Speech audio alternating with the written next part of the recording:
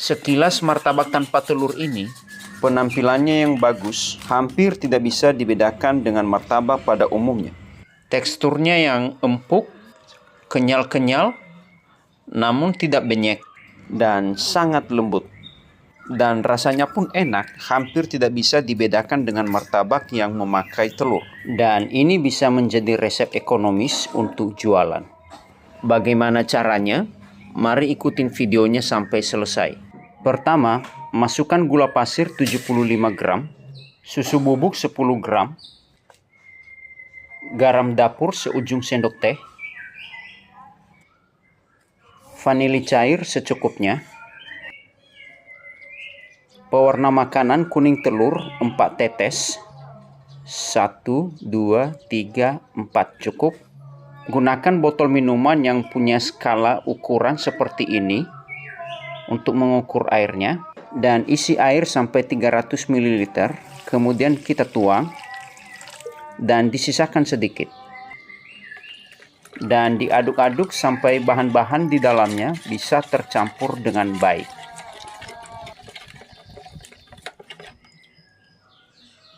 Masukkan tepung terigu protein sedang 250 gram dan dimasukkan secara bertahap. Diaduk-aduk sampai terigu ini basah semuanya.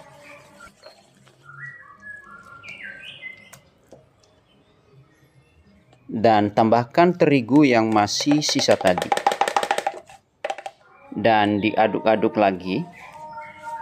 Dan setelah terigunya sudah basah semuanya, lalu kita mengadon dengan cara keruk adonannya dari bawah, tarik ke atas sambil gesek ke dinding wadahnya.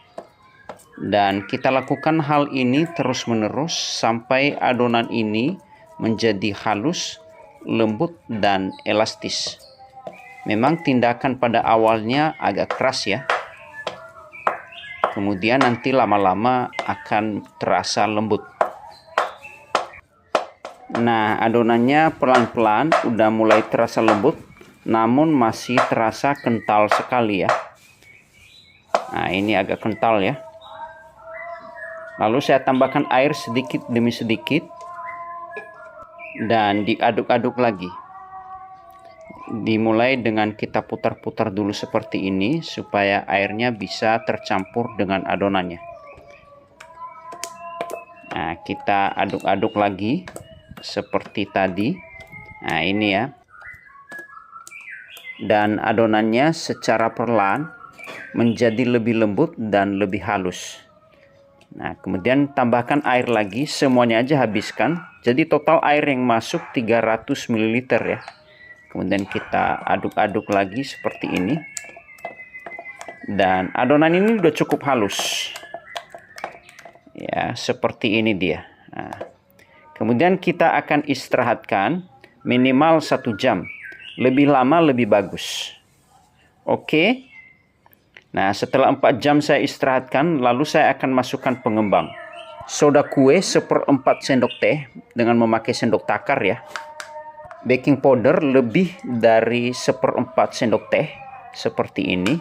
Kemudian kita larutkan dengan sedikit air, kira-kira 1-2 sendok makan.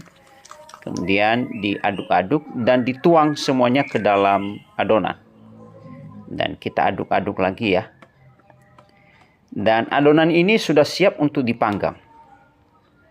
Oke, kita ke dapur dulu. Nyalakan kompor dan panaskan loyangnya sampai loyangnya menjadi panas optimal. Nah, ini loyangnya sudah panas ya. Kemudian kita kecilkan kembali apinya. Kucek-kucek adonan. Dan adonannya dituang ke dalam loyang. Bentuk pinggiran martabaknya.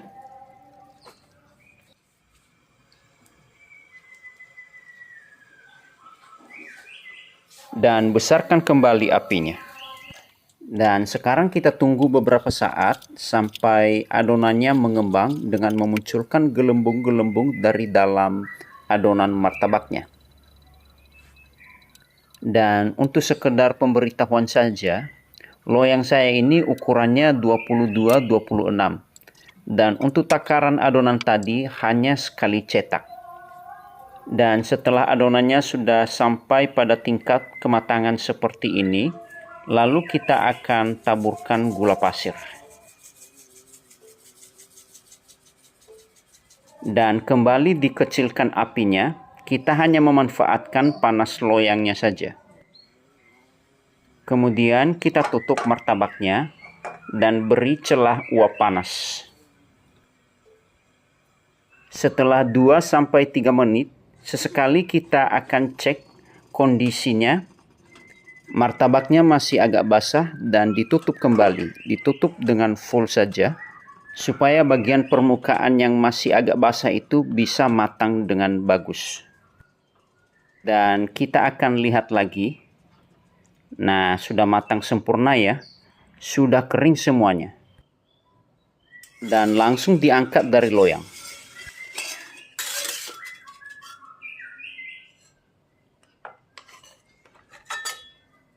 Ditutup sebentar, kira-kira 30 detik saja.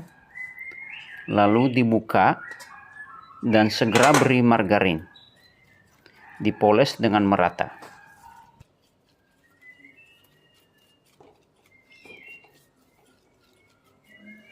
Terasa lembut ya. Ini lembut ya.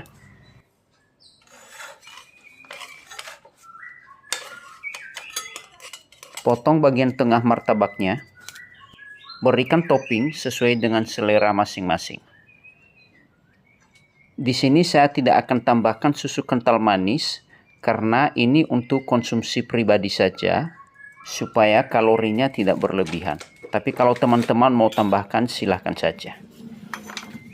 Oke. Kemudian kita akan poles bagian luarnya dengan margarin lagi. Kulit luarnya mulus ya, tidak berbintik dan warnanya menarik. Nah, ini penampakan bagian dalam martabaknya. Seratnya merata dan mengembang dengan baik. Sekarang kita akan potong-potong sesuai dengan pola dan ukuran yang disukai.